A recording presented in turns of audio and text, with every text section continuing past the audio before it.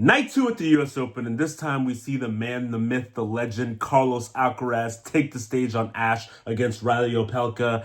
And Carlos wins in straight sets as we expected him to do, but I'm very happy and impressed by Carlos Alcaraz in this particular match because the one downfall we know about Carlos is that sometimes he can play down to his competition. He doesn't bulldoze and destroy players. Sometimes he can play lesser than he actually has and maybe take a few hiccups. We saw that early in Wimbledon. His first matchup against Fongini, who was about to retire, that went 5 sets. We see him in many times like, yo, you are so much better than this guy. You're just beating yourself. Maybe you need a little bit of time to get acclimated to the surface and to a new tournament and, of course, a slam. But it seems like you're beating yourself. Your opponent isn't beating you. But Carlos wins this match in straight sets. I think he knew how important it was to win this match in straight sets because maybe, just maybe, if he doesn't go 5 sets against Fongini and then a few extra set matches earlier in Wimbledon, maybe he has a better shot against Jannik Sinner. But anyway, that's besides the point. Carlos Alcaraz does it. He prevails against Riley Opelka,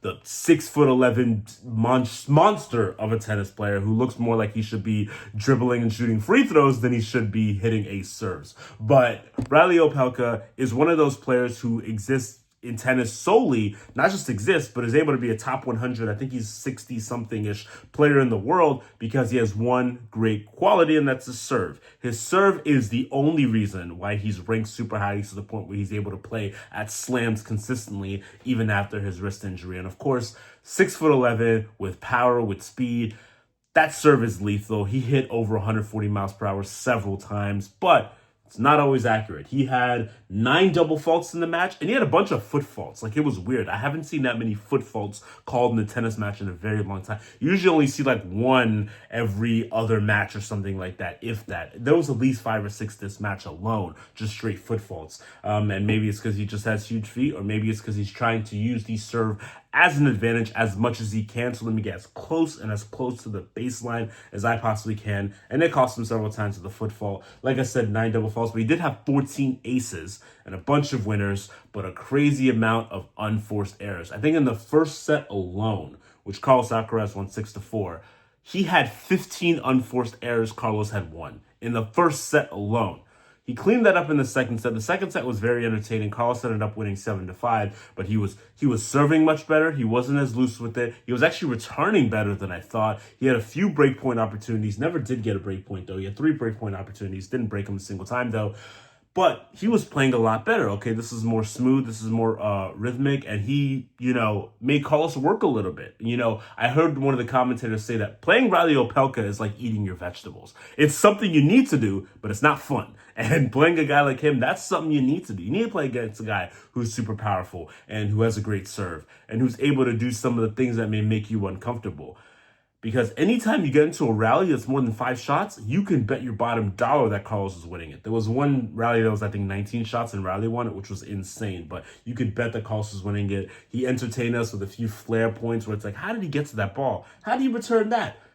One of the fastest, if not the fastest player I've ever seen on a tennis court, and that's Carlos Alcaraz, the entertainer supreme, who was always with the crowd trying to entertain them as much as he can. And then he ended up obviously winning the last set 6-4 after breaking Opelka when it was 4-4, making it 5-4, and then closing him out with, I think, a love hold game. Carlos Alcaraz wins. He gets the job done. He doesn't allow any fluff. He doesn't allow players to get back into the game. He doesn't allow this to be a 4 or 5 set match. He's just like, I am going to destroy and demolish you, and that's what he did this time. Maybe he didn't do it in a surgical way, the way that maybe a Sinner would, but that's beside the point. He wins in straight sets. That's all that matters. Now, all that we care about in the early stages of a tournament is there anything that maybe he needs to tweak or adjust for the second round? I don't believe we know who he's playing still yet. We'll need to check that out. But whoever he's playing next, they're obviously going to see this tape, and they're going to see that, look, the one disadvantage with Carlos that we know is sometimes he can beat himself. It's very, very difficult for you to beat him. The number one way usually Carlos is beaten is he beats himself. The players who are able to beat him straight up, you have a Jannik Sinner, and that seems to be pretty much it in the tennis world right now.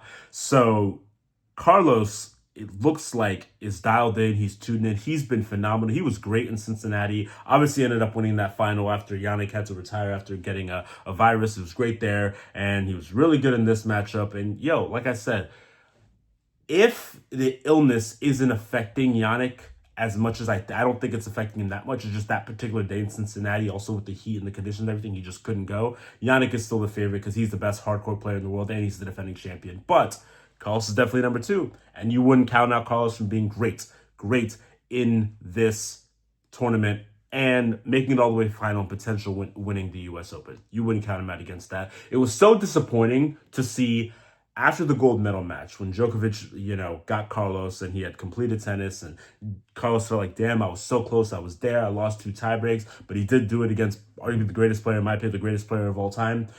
Carlos was deflated for the rest of the year. He got destroyed in Cincinnati by Gael Monfils. It was bad to see him lose in the very first round, the very first match in Cincinnati, and then lose in the second round at the U.S. Open. He was flat for the entire rest of the year. He did win China somehow, but, wasn't of significance in Shanghai, wasn't of significance in the ATP finals end of last year. But it doesn't seem like it's the case now this year, obviously with no Olympics, but he seems much more in rhythm and locked in. Of course, he wants Cincinnati, and it seems like he's going to make a real shot to win the U.S. Open. He's going to make it far into this tournament, no question about it.